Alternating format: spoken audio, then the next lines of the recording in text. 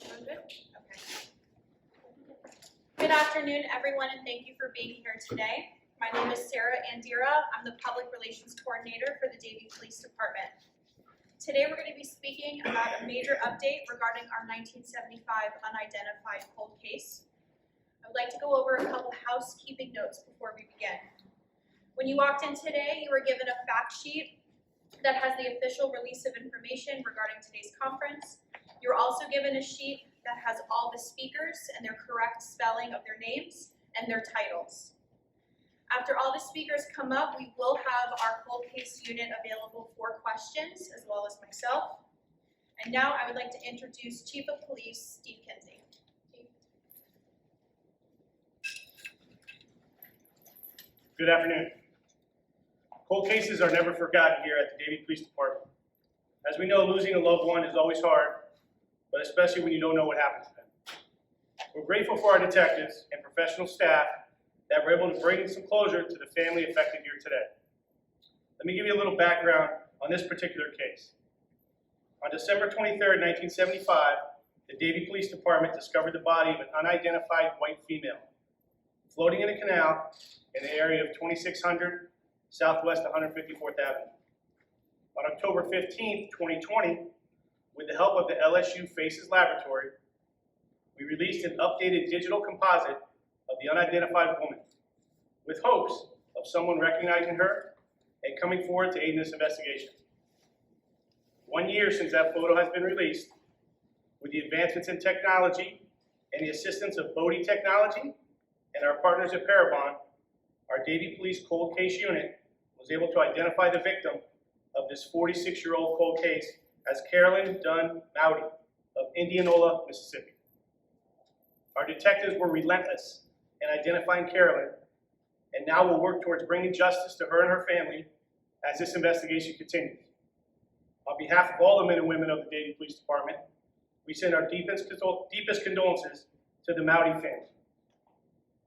I'd like to bring up some of our members of our cold case unit at this time: Detective Eddie Velasquez and crime scene technician Bertha Hurtado, to speak on this investigation, where it currently stands, and how we move forward. Thank you.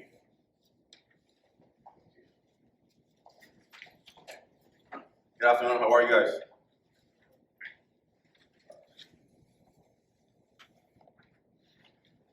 Like the chief said, I mean, this is something that it's a case we've been working for about 2 years.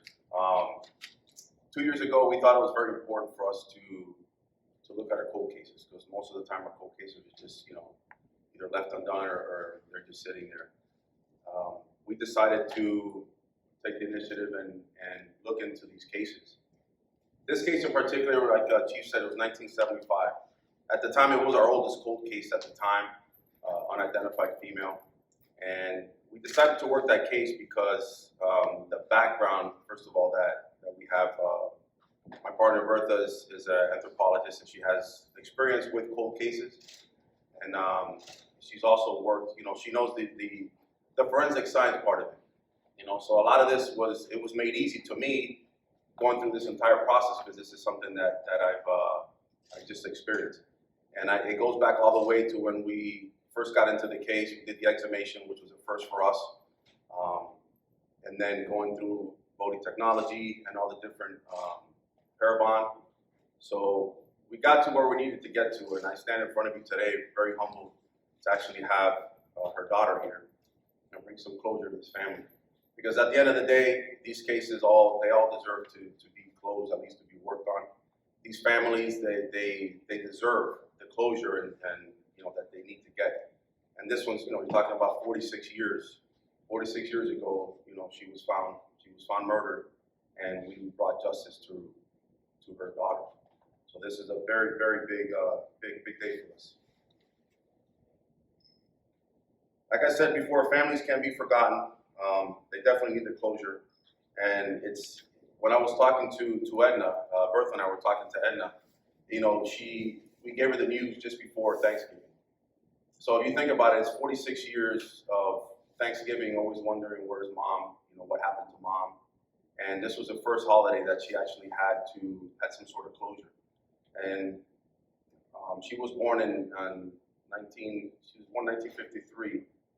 She was born December 24th, Christmas Eve. So, you know, the family now is going to be able to have some sort of closure during these holidays and move forward from that. We have been dedicated. You know, a lot of people, science has advanced significantly, you know, since then. And as time progresses, it does advance. But what is the advancement without having, you know, individuals that are dedicated, that have passion? Because at the end of the day, you got to have passion to work these cases, because you're working some of these cases that are challenging. But if you are persistent and you're dedicated and you do have the passion, you get the results, and the results that we've got in this case. A few people I want to thank, obviously, Chief of Police, Assistant Chief James Poland, my captain, Jeremy Stone, my lieutenant, and the rest of the administration. I also want to thank Sarah. Sarah has done an amazing job, along with Kelvin, you know, with the social media. A lot has changed too with social media. You know, we're able to get this out there for people to see these faces and maybe come forward with some sort of information on our cases. And like I said, this is one of our many cases that we have, but it's our very first one. Judy Nesbitt is our victim advocate. She assisted us with St. Vincent's de Paul, which they donated some money towards covering, you know, the stay with her and covering a lot of things. So we really thank her. She's done an amazing job. Our crime analyst, Cindy Hernandez, she did an amazing job trying to help us during the case to narrow down, you know, the family. And obviously we ended up getting to her. And obviously my partner for doing an amazing job and showing me through the ropes, because a lot of this was blind to me, but it's at the end of the day, it worked out. And it's always a learning process. So without further ado, I'd like to bring Bertha up to her title, up to the stand.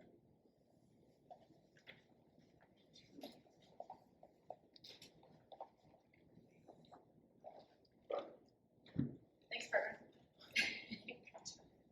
Thank you, Chief, Assistant Chief, Captain, Lieutenant. Thanks, everyone, for being here and sharing with us such an important time in the lives of the Dunmow family. Words cannot convey how humbled I am to be a part of this family's lives and grateful to share it with them.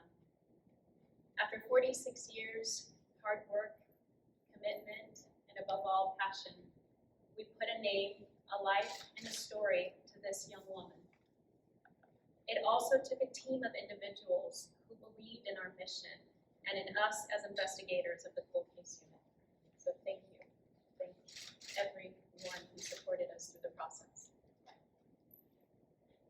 I want to personally thank the Broward County Medical Examiner's Office, Wendy Crane, Jennifer Templeton, Tom Steinkamp, and Chief Medical Examiner Rebecca McDougall for believing in us, for being there at odd times of the night and day.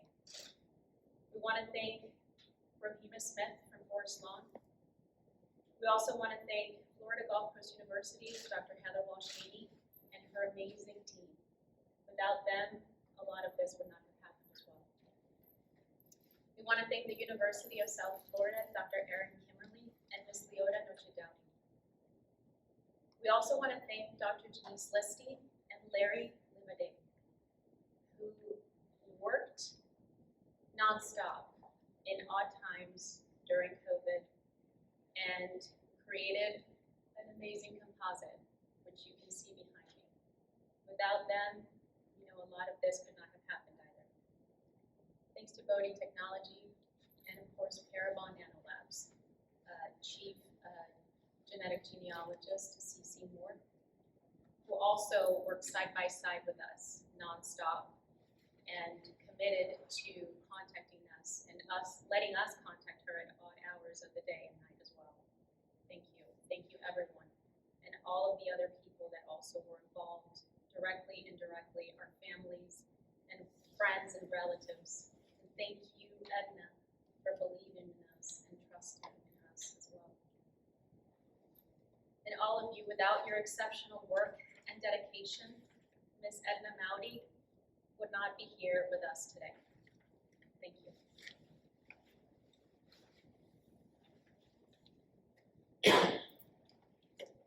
Next, we're going to have Edna Mowdy come up and speak. She is the daughter of Carolyn Dunnaby. She's going to say a brief statement, and she will not be available for any questions.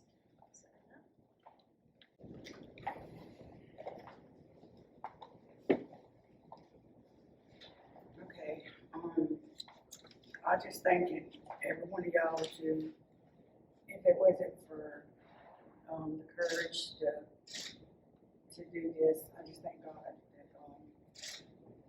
that I got courage and know now that because all these years I was trying to search for her, but I'm just thankful that my mom is my best friend and that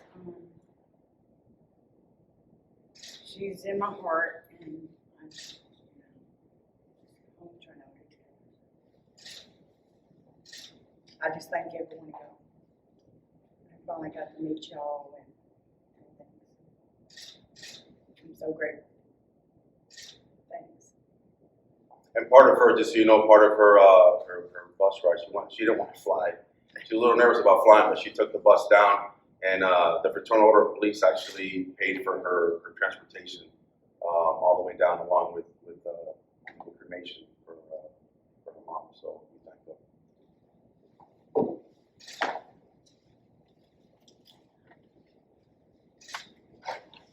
Thank you, guys. So now I'm going to open up the floor to any questions.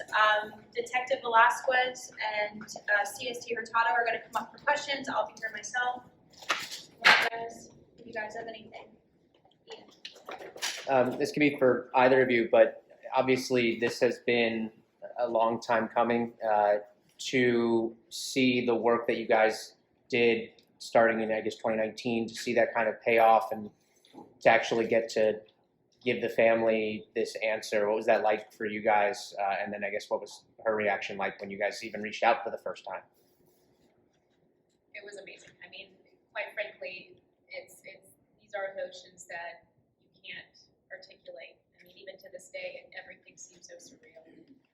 Although it took some time, but it seemed like everything happened so quickly. And then the next thing that we're doing is we're calling her. And of course, there's skepticism. Of course, there's questioning. How is this possible? How do you know? But like we said, there was tremendous trust on her part, on the family's part, and that made things easy. And now we have it.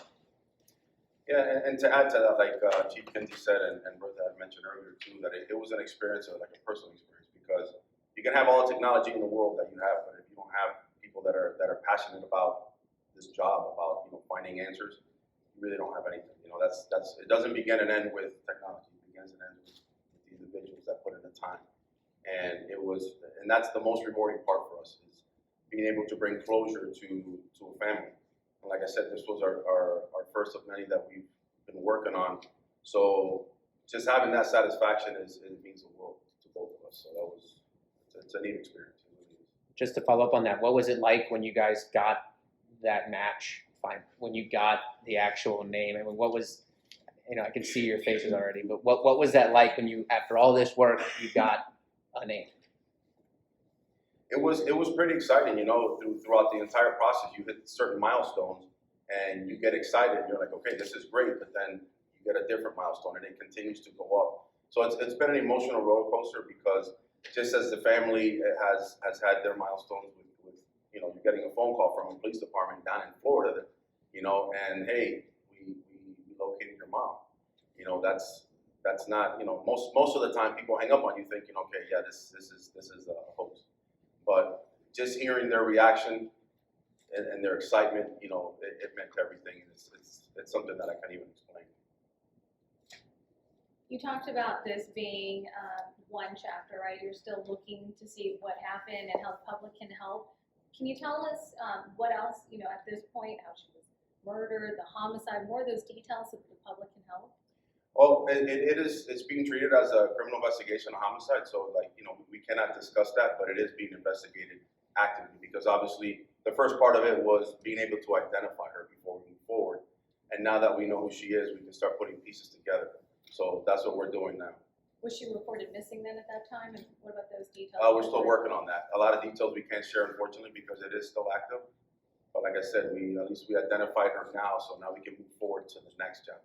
Can I just ask this question, because I saw so many references to this, which was, it was just like, you know, a TV show, one of those, you know, but really, is it the difference between this and that, like the time it takes, the amazing amount of people it takes, you know, can you maybe elaborate on that a little? I wish it would just take, you know, snap of the fingers. But yeah, it's a team. First and foremost is the work. You know, you have to put in the work because these cases have been stored for so many years. And when you open up a file, there's a whole bunch of information that, of course, is completely unknown. So for us, everything was unknown. So we had to go every single document. We had to read every single document, put the pieces together, start looking at what type of evidence we had in store, and then start working our way from that point.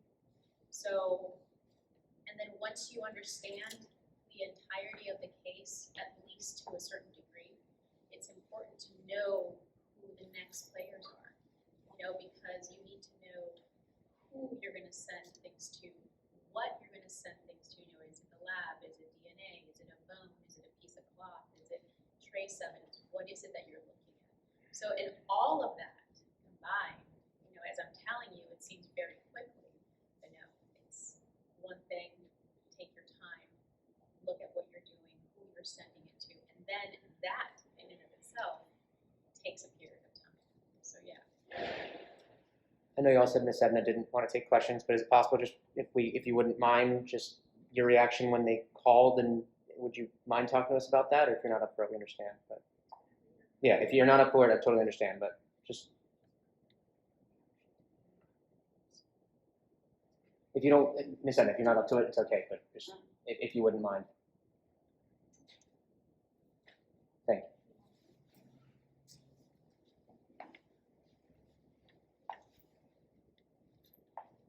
you. Just what it was like when you got that phone call from them and you got to speak to them.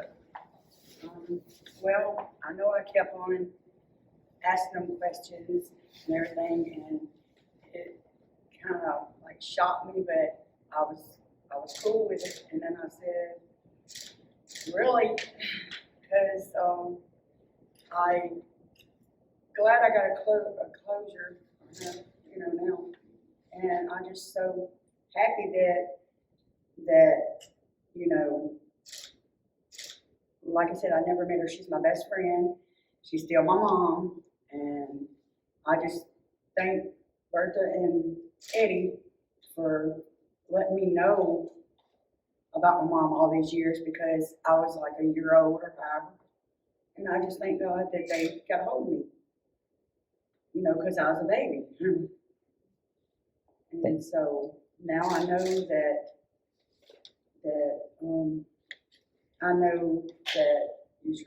they're trying to work together and everything about my mom. So Thank you. I'm never gonna forget my mom. So, That's something she's mentioned to us before too many times, that it actually brings peace to her heart, so she can actually her and her family can lay her mom to rest. This is now, so. closure of some sort? yes. Thank you so much. Do you all have a person of interest at this point, or suspect? We're still working that angle. So like I said, I mean, it's been, you know, once we identified her mom, it was trying to get everything together. So again, part of the next step is working on that aspect of it, you know, the homicide part of it. So. Can you talk about how you all got this updated deposit? Was that from after exhuming the body, or how do you go from that to? That is correct. So what you see, the original composite was the one that was created back in the 70s. Unfortunately, the circumstances and the conditions of the body weren't favorable for the sketch artist. So part of the due diligence of working on both cases is that we need to bring everything to current status, and most importantly, the image.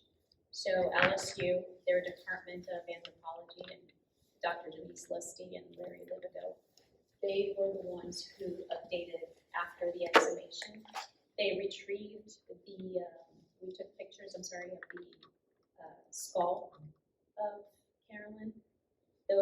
submitted to LSU, and they worked from that, and then created the most updated composite, which is the one that you see over Is the picture in the middle an original picture? there.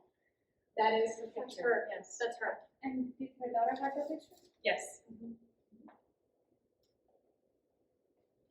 Was any of this a first, whether you, sent these samples to PARABON or worked with LSU? Was any of the techniques you used a first? No, we've used them before on other cases. What it is our first identification, but we've had other cases with PARABON, with voting technology. What was pretty interesting with PARABON is working with CeCe Moore. She is the chief genealogist, and she does an amazing job because she worked after hours, night and day to get to where we needed to get to. So we definitely worked hand in hand. So that for us was the first because it was our first case that we had where we actually had to identify someone. The first cold case you had to identify someone? I know you also. Yes, the first cold case that we had. Right. Again, at the time, it was our oldest. Okay, and you mentioned that this was the first that the department had to exhume. Yes. Correct, so you had to do first. So you cracked your oldest cold case as far as identifying the victim, is that right? At the time, yes. Oh, so It's not our something, oldest anymore. Sorry, yeah. because something else has superseded that, Yes. like 1960s? Okay. We'll see. 1974. Oh, Was the updated composite, was that the picture you kept on looking at just to get you going? Tell me about that. Is Quite that something? frankly, yes, it's something that, we had, they delivered a colored photo and a black and white photo. And that was, I don't know if a gatekeeper is the correct term, but definitely the driving force, to continue our job and to continue what we thought it was, we think and we know is important. any last things to say to the public as far as how they can help? Are you asking for people who have been around since 1975 to remember where they were on a certain day, December 23rd? Absolutely. Part of what we've done, and this is where Sarah came in. She's done an amazing job with media relations. A lot of our cases weren't on our website. It wasn't in social media. So that to us was a big change, and it was well needed because now everything is, you see everything on social media. So people actually get to see these cases, and you see a picture and then you get a brief synopsis. So, we want the public also to know that here in Davie, they're not forgotten. Even if it is from 1974, 75, all the way to present. We don't forget about these families that still think every day. Here you have a prime example of Edna for 46 years wondering what happened to her mom, and the day came where she actually had closure, and we delivered that. And as a department, it feels good to deliver news to the family members. And it's even a big help that all of you guys are here. Just the fact that you guys are here and gonna share this story and share Carolyn out into the world, that draws the attention. And you know what, maybe someone passing on the news may recognize her and they know what happened. So thank you guys for being here, because that's a big help for them too. Too early for tips. Did you guys get any, I don't know, maybe just even that last time you put the other portrait up, if anything came in? Nothing has. Thank you guys. Thank you, guys. Thank you guys so much.